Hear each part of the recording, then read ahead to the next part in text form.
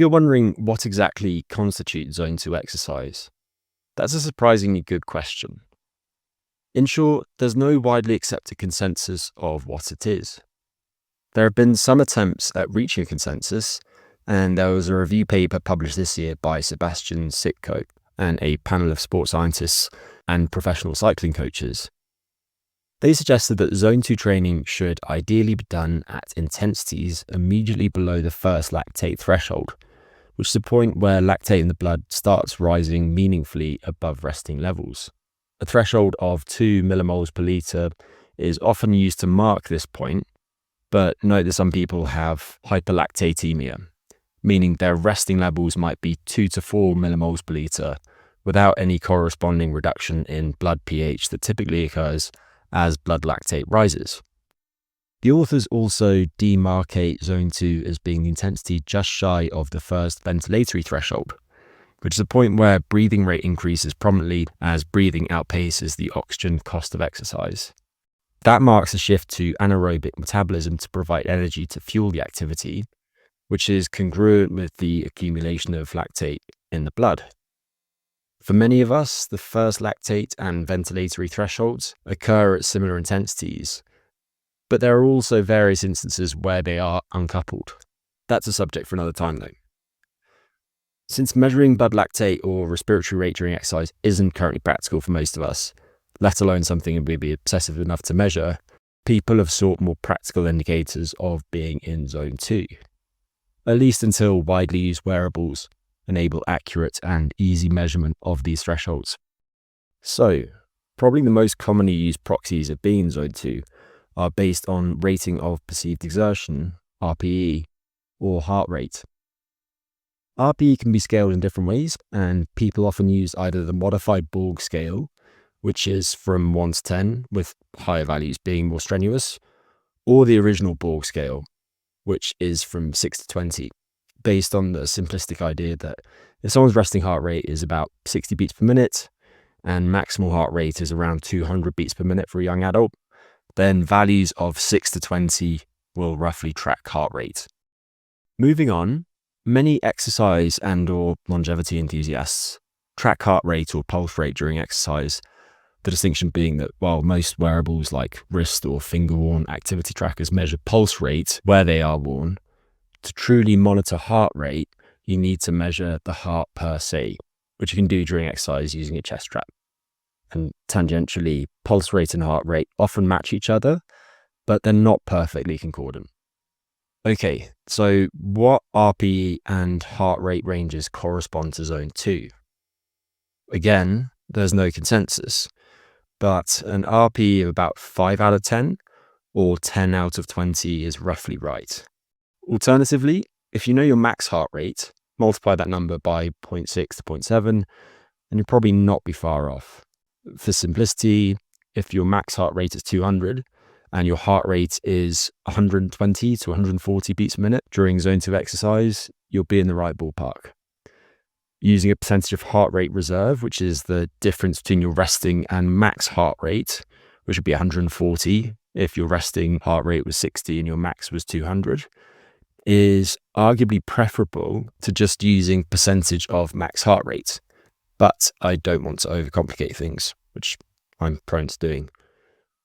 Finally, one of the most practical and widely endorsed indicators of being near Zone 2 is training at a pace at which you can still hold a conversation, but also working hard enough that you don't particularly want to.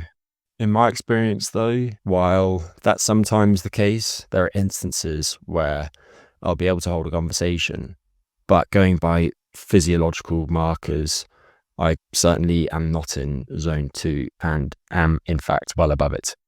While Zone 2 doesn't have to entail a steady rate of exercise or steady physiological state, most of its adherents do their Zone 2 exercise in more or less continuous bouts, keeping a roughly fixed exercise intensity throughout. Zone 2 proponents typically suggest doing Zone 2 sessions lasting at least 30 minutes, and sessions can last many hours if someone has enough time and the requisite fitness capacity. Atia, for instance, has recommended that beginners start with 2 hours of Zone 2 training per week, progressing to 3 to 4 hours per week. In case you're particularly interested, If you want to more precisely implement Zone 2 training, I'll point you to Joel Jameson, a strength conditioning coach and entrepreneur who's been extolling the benefits of Zone 2 for well over a decade now. I've followed Jameson's work since Roadwork 2.0 came out, and I think very highly of him. He really knows his stuff and is a tremendous coach. He recognizes that heart rates corresponding to Zone 2 do fluctuate over time based on how well rested you are, etc. And he has a heart rate strap and app named Morpheus that you can use to dial in your training sessions to Zone 2 if you want to do that.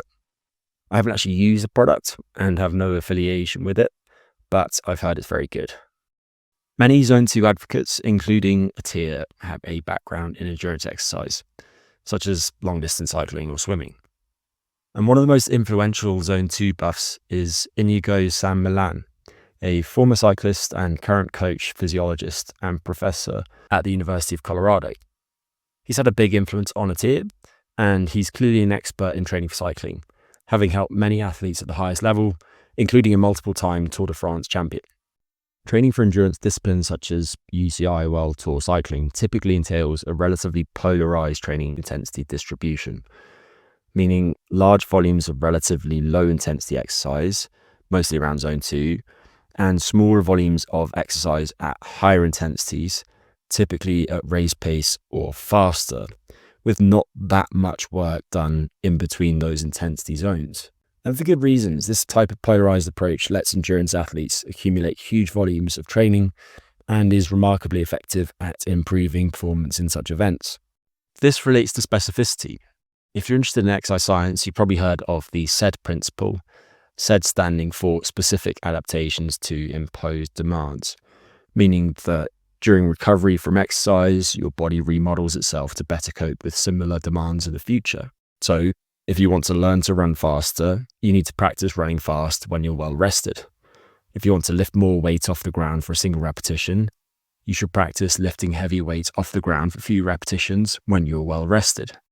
Zone 2 training will make you better at doing moderate intensity exercise in whatever exercise modality you use for the exercise, such as cycling. This, plus the fact that it's generally quite easy to recover from, is why endurance athletes use it so much, and why it can be included in large volumes on top of other training. So I'm not questioning the value of large volumes of Zone 2 training in specific contexts, but you're probably not an elite endurance athlete. So, what does the evidence actually show regarding how us non-elite athletes respond to Zone 2 training? And how do adaptations to Zone 2 training compare to alternative training interventions? This podcast is part of my goal to help us all live longer, happier, better lives. If you find the show interesting or helpful, I've got a small favor to ask. You can help me help more people by following the show and leaving a review. A 5-star one, obviously. If you're tuning in from Spotify or another platform, you can follow the show there too, for updates about the show and to check out what I'm learning about. Follow the Instagram handle @GregPotterPhD and subscribe to the YouTube channel @GregPotterPhD. Very creative. Finally, if this podcast has genuinely added value to your life and you want to support the show further, why not share it with a friend or family member you think will benefit from it too? Thanks so much for your support. Now, back to the episode. If you go searching academic journal databases such as PubMed for Zone 2, you won't find much at all, for such zones just aren't how many exercise scientists have classified exercise intensity over the years. Instead, most have divided endurance training in other ways. The more widely used classification splits exercise into continuous or intermittent exercise, with further divisions according to relative exercise intensity. For example, many studies have compared moderate intensity continuous training, which is roughly synonymous with Zone 2, to high intensity intermittent training or HIIT, or sprint interval training, or SIT, which is a confusing abbreviation, I admit. Despite the inaccurate and inconsistent ways the term HIIT gets used in general parlance nowadays, scientists use HIIT for quite specific ways of exercising. Although, frustratingly, again, there's no clear consensus on its parameters. The basic premise, though, is that by including intermittent high-intensity efforts within an exercise bout, you can accumulate more volume at high intensities than by maintaining a fixed pace. in turn giving your body a stronger signal to adapt. I don't want to go off on another tangent about training zones and their physiological proxies, so I've linked to a helpful review article by Martin Gibala and Alexandra Coates from a couple of years ago. In it, they define HIIT intervals as occurring in what some Zone 2 fans would call Zone 5, which corresponds to an RPE of about 17 out of 20 or 7 out of 10, meaning that the intervals are just shy of going as hard as possible. One thing to note is that many people try to maintain a fixed pace across intervals. So as fatigue sets in, the intervals typically get progressively harder during a session, with the final interval being very hard indeed. Based in part on the scientific literature and my own ways of classifying exercise, a typical HIIT session might entail up to 8 intervals, each lasting 1 to 4 minutes, with intervals done at least 70% of peak heart rate, and with rest periods of up to 3 minutes between reps. In contrast, SIT intervals are a little briefer and are done with more or less maximal effort from the get-go. For example, a session could include up to 10 sprints, each lasting anywhere from 20 to 60 seconds, with similar rest intervals to HIIT, depending on the specific adaptations that you want. But let's get back to the question of how moderate intensity continuous training, our proxy for Zone 2 training, compares to HIIT and SIT. Martin Gibala has spearheaded the study of HIIT and has arguably done more than anyone to help us understand its effects. Last year, he and several scientists from Hong Kong published an umbrella review of the effects of HIIT and SIT on the cardiorespiratory fitness of adults compared with moderate intensity continuous training, Zone 2, or no exercise at all. You've probably heard of the term meta-analysis, where researchers systematically aggregate data from individual studies on a subject to try and understand what the totality of the evidence shows. Well, an umbrella review collates data from meta-analyses, making it a review of reviews, or a meta-analysis, if you will. Back to the analysis. They found that all forms of exercise increase VO2 max, which is arguably the best proxy of cardiorespiratory fitness there is, and is actually one of the strongest predictors of all-cause mortality that we have. This means that a person with a high VO2 max is apt to live longer than another with a lower VO2 max, all else considered. And encouragingly, this was true in diverse groups of people, from people with obesity to healthy adults to older adults to competitive athletes. And the findings also held for many permutations of intermittent training, including low-volume HIIT and SIT. If we look at the weighted mean differences between training groups and people who didn't exercise, the average gains of VO2 max were greater after HIIT versus moderate intensity continuous training though, at 3.3 to 5.5 milliliters per kilogram per minute for HIIT versus 0.5 to 3.8 milliliters per kilogram per minute for moderate intensity continuous training. The superiority of HIIT and SIT at raising VO2 max should come as zero surprise if we think back to the importance of specificity, because HIIT and SIT enable us to spend more time around or slightly above the intensity that elicits VO2 max. And credit to them, the Zone 2 acolytes readily acknowledged that interval training is a more efficient way to raise VO2 max than continuous training, meaning that compared with moderate intensity continuous training, it typically takes a lower volume of interval training to increase VO2 max by a given amount. I also want to be clear that VO2 max isn't the be-all and end-all of performance. As just one famous example of this, Paula Radcliffe's VO2 max barely budged as she got faster as a professional athlete. She got faster for other reasons, such as by enhancing her running economy. Returning to the results though, let's put them into perspective. A meta-analysis of over 2 million adults followed over time found that a 3.5 milliliter per kilogram per minute increase in VO2 max associated with an 11% reduction in relative risk for dying from all causes. So the fitness gains from just a few weeks of HIIT or SIT are likely to be clinically meaningful. And note that while this is just one analysis, similar findings have been reported elsewhere by other scientists in various populations, from healthy people to individuals with chronic disease. But that was just an analysis of VO2 max. So what about other markers of health? Well, we can look at other meta-analyses comparing HIIT and or SIT to moderate intensity continuous training to get a sense of the overall body of literature. Again, I'm not claiming to have systematically looked at every study here, but if I just pull up results from a few recent meta-analyses published in generally high-quality journals, then I find the following. In a 2025 umbrella review of HIIT in type 2 diabetes by Jonathan Little, HIIT improved VO2 max and HbA1c, which is a proxy of average blood sugar over the last few months, more than moderate intensity continuous training, producing a 0.4 to 0.8% drop in HbA1c on average. In meta-analysis of patients with coronary artery disease from this year by Chao, Gao, and others from China, HIIT outperformed moderate intensity continuous training in many outcomes, namely VO2 max, peak heart rate, diastolic blood pressure, and how far the patients could walk in 6 minutes. Another meta-analysis from this year by Ping Luo and his colleagues from Wuhan in China found that HIIT was more effective in reducing pulse wave velocity, which is a measure of how compliant arteries are, compared with moderate intensity continuous training.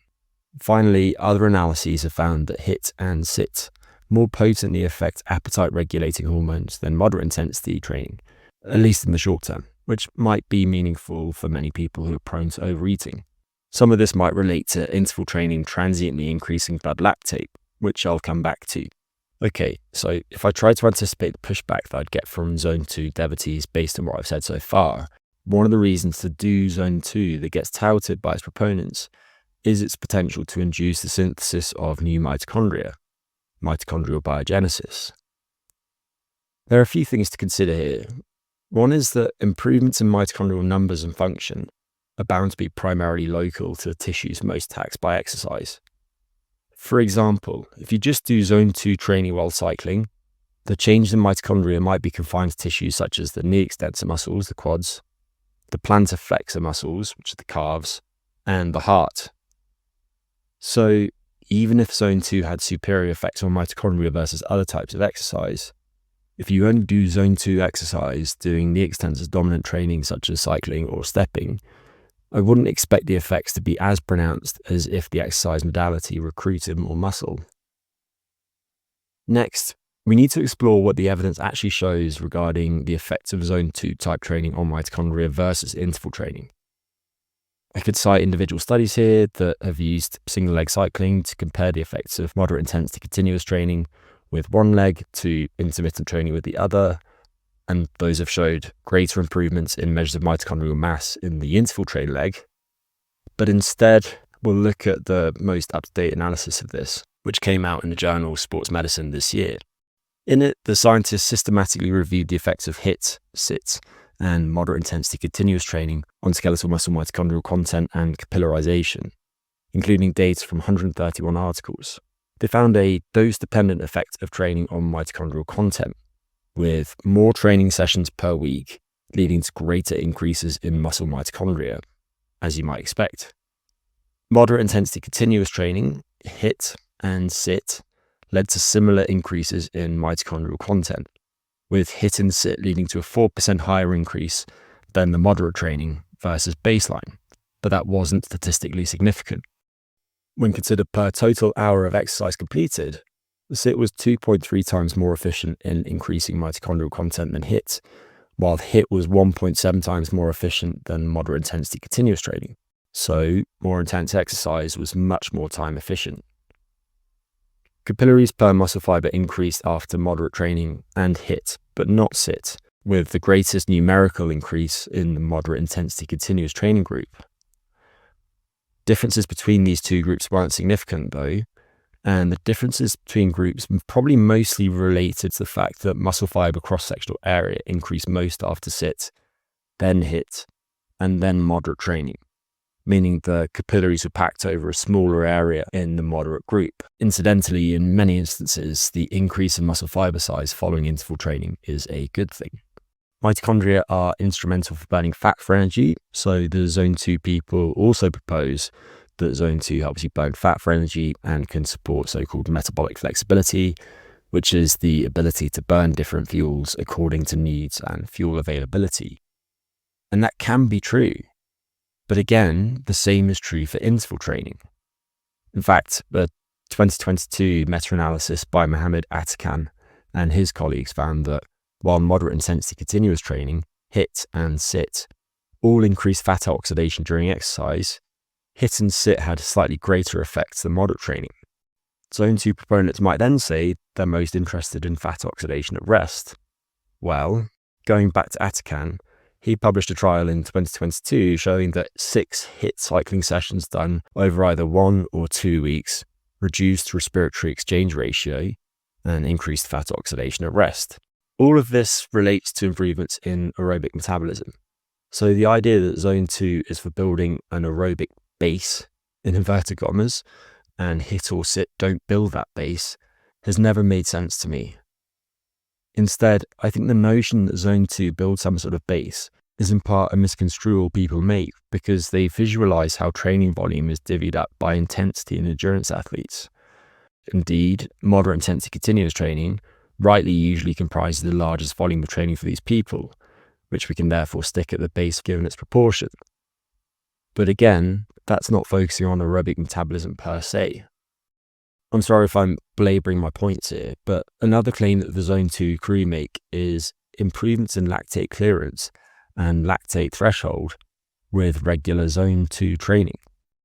Fine, there's evidence of this, but you'll reach higher peak blood lactate levels with intermittent training, and this lactate in turn can stimulate improvements in lactate transport. We could look all the way back to a paper that Gabala published in 2007 to see that 6 weeks of interval cycling 3 days a week increased skeletal muscle contents of the MCT transporters 1 and 4, which both help move lactate across cell membranes. And sure enough, many studies have found that interval training improves lactate threshold too. We can next consider the effects of training on stroke volume, the amount of blood the heart pumps each beat. Stroke volume tends to track VO2 max quite closely, so we might expect that moderate intensity continuous training, HIIT and SIT, can all increase stroke volume. And they do so quite similarly when matched for work done during exercise. Okay, here's the last point that I want to underscore before we move on. HIIT and SIT can effectively improve performance and health metrics even when done at quite low training densities, so just once a week if you're new to such training, and volumes. For example, Edwin Chin and his colleagues studied young adults with overweight or obesity who were split into groups that did 1, 2 or 3 HIIT sessions per week, or moderate intensity continuous training 3 times a week for 8 weeks.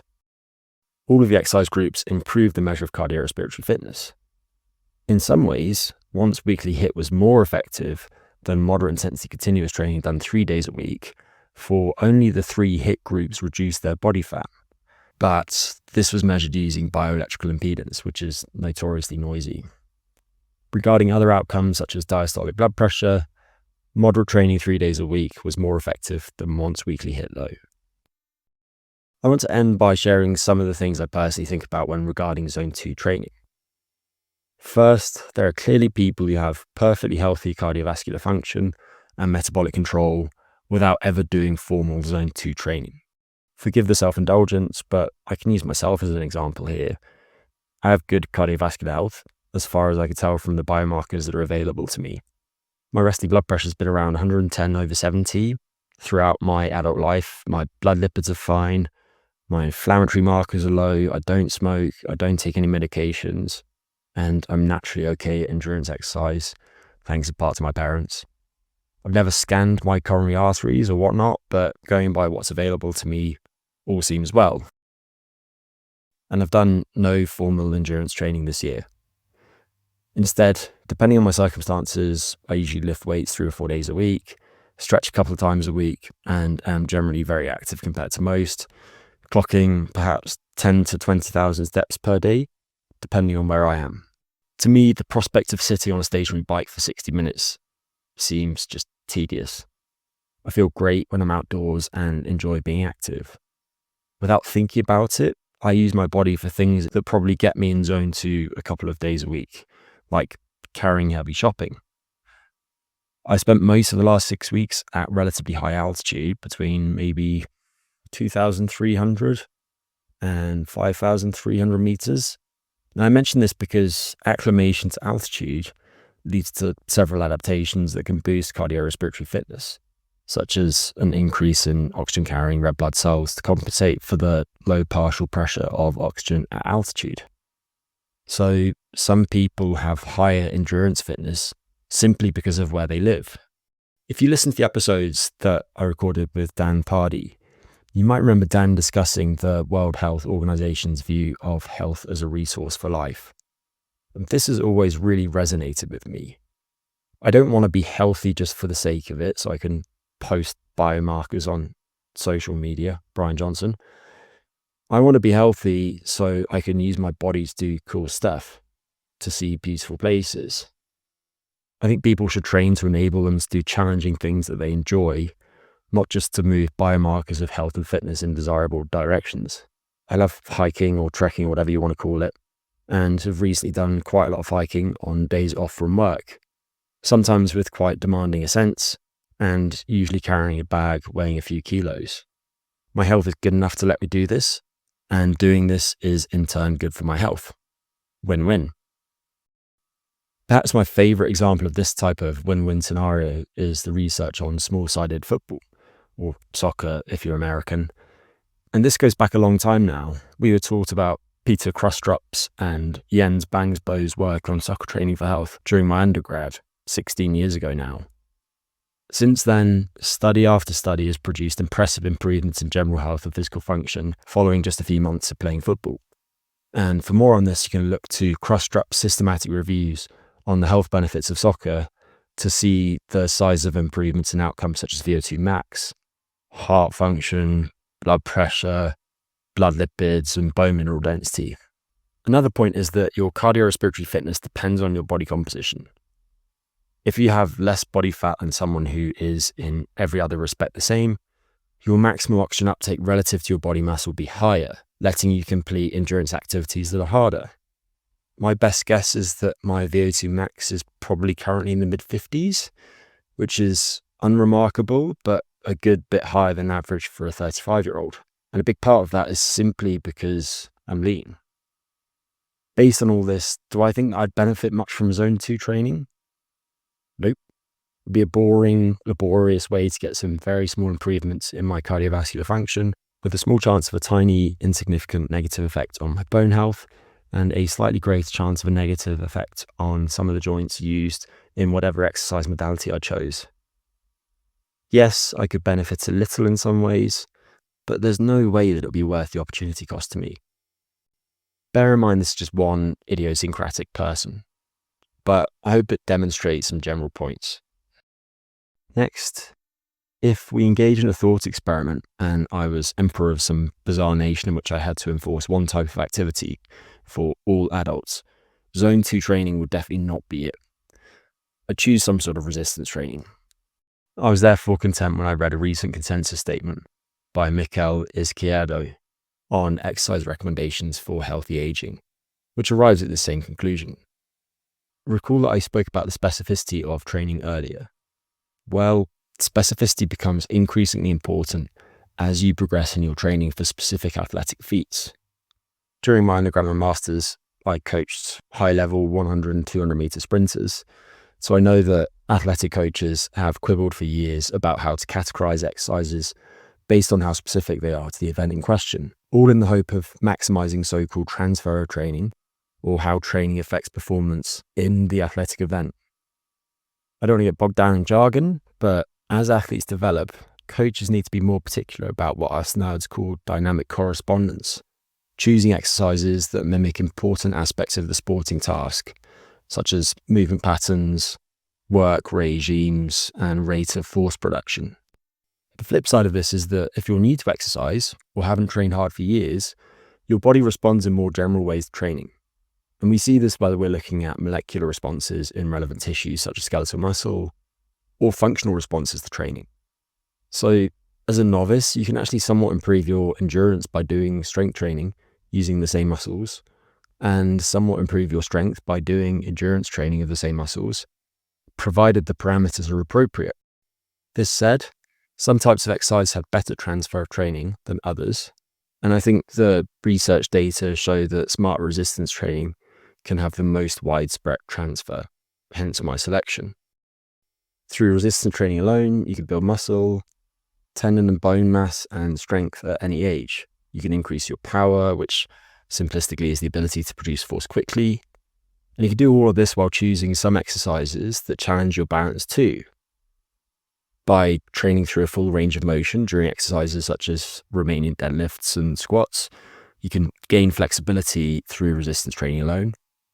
And if your cardiorespiratory fitness isn't very high, you can build this capacity through resistance training, especially if you include exercises that recruit a large mass of muscle and do these for quite high reps, close to fatigue, and structure the training with brief rest periods, maybe rotating between exercises in pairs or in a circuit. And you can improve some of the same contributors to cardiorespiratory fitness that Zone 2 targets through resistance training, including increases in the number of mitochondria and the respiratory function of the individual organelles. In short, by doing smart resistance training and nothing else, you can get in good overall shape, especially if you eat well and thereby maintain a healthy body composition. I'll add that if I then had to make a second choice for a standalone training modality to keep the general population healthy, it wouldn't be Zone 2. And Zone 2 wouldn't be in third place either. These two spots on the podium would probably go to HIIT and SIT respectively. Part of the reason is that if you're very untrained, you can probably gain a small amount of muscle strength and power through HIIT or SIT alone, which is rarely true of Zone 2. I want to emphasize that we're all biased, and I know I am. I've been lifting weights since I was 13, became a personal trainer when I was 19, and worked for 5 years as an athletics coach. That said, I've also worked with ultra-endurance athletes such as ocean rowers and ultra-marathon runners, so I'm very familiar with the training methods, psychological quirks, nutritional strategies, and so on that typify ultra-athletes. They are truly a different breed, and I admire and respect many of the athletes and enthusiasts that I know and keep track of. I'm also keen to reinforce that when it comes to general health, I do think you can get better results by combining different forms of training within the same week, including resistance training, endurance training, balance training, and stretching, for example. But that only applies if you have the time and the means to do so. And I want to specify that I don't think that HIIT or SIT are for everyone. The intensity of the efforts in some forms of these modalities simply aren't appropriate for everyone. And some studies have found that people better comply with moderate intensity training programs than interval training ones. For people with the time, I actually like some moderate intensity continuous training, especially as a precursor to interval training in many instances. While all of these types of exercise generally seem very safe, there is a little evidence the rates of cardiovascular events during interval exercise might be slightly higher in patients with diseases such as coronary heart disease, although the absolute rates are still very low, and the benefits still seem to heavily outweigh the risks for most people. So, who is Zone 2 for, in my opinion? To make an obvious point, you should enjoy your training. If you love Zone 2 training and you have no contraindications to it, then go for it. Perhaps you enjoy it more than HIIT or SIT. And if that's the case and you have time for it, your training could comprise resistance training and Zone 2 alone, and that could serve you very well indeed. As I mentioned, Zone 2 training can be easier to recover from than many alternative training interventions, provided that you choose a type of exercise that leads to minimal muscle damage, such as cycling or using a Stairmaster type machine. Zone 2 is clearly helpful for people training for certain performance goals, especially tasks requiring sustained efforts at low or moderate intensities, such as endurance cycling or running. If you want to run your first marathon this year, then Zone 2 will likely complement your other training very nicely. Zone 2 can also be a low barrier path to increase physical activity in general. For Zone 2 training requires minimal equipment, and Zone 2 running requires no equipment at all, although this is of course true for HIIT or SIT running as well. This accessibility makes endurance training attractive in settings where resources are limited, and that probably explains a small part of why so many of the best distance runners come from less economically developed nations. They can run their way to better lives. Finally, Zone 2 is for people with lots of time to exercise. And to return to a point that I made at the onset, most people just aren't very active. If we take the US as an example, then according to the CDC's 2020 analysis, only 47% of adults aged 18 and over met the physical activity guidelines for what they call aerobic physical activity. And of these people, only 24% met the physical activity guidelines for both aerobic and muscle strengthening exercises. So suggesting that people start with 2 hours of Zone 2 training per week on top of other activity is simply out of reach for most people. In short, Zone 2 is a time-inefficient way of supporting your physical endurance and some aspects of your health. You personally need to decide if it's worth the opportunity cost. Could using the same time in other ways get you to your goals more efficiently? So with that, I'll say thank you again for tuning in. If you have any thoughts on this episode, even if you just want to lambast me for being wrong, I'd love to hear from you. What am I wrong about and why? What have I missed? I haven't got time to cover everything here, so I fully accept that this is incomplete. But do get in touch via Instagram or YouTube. I'm at Greg Potter PhD on both. Take care, do things you enjoy, and don't waste your time if there's a more efficient way to get the results that you're after.